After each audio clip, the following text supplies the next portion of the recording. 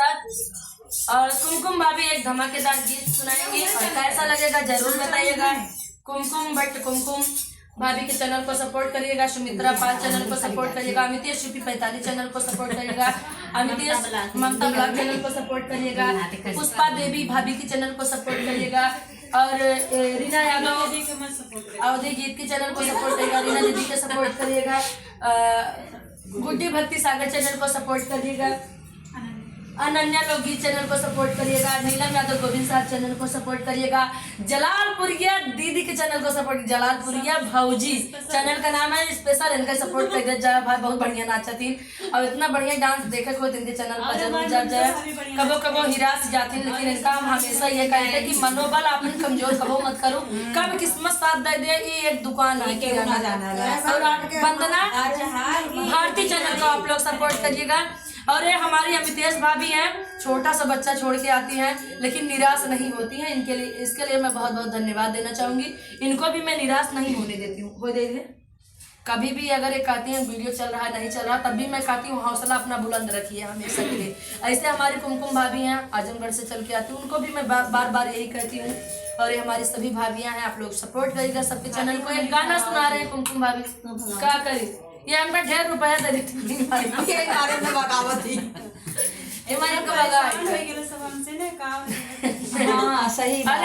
conference पर आई 2-3 जन phone लगाए भाई का बताए कैमरा आन चले हमारा गाँव सुनावे गंगा जी के काला पनिया, गंगा जी के काला पनिया देख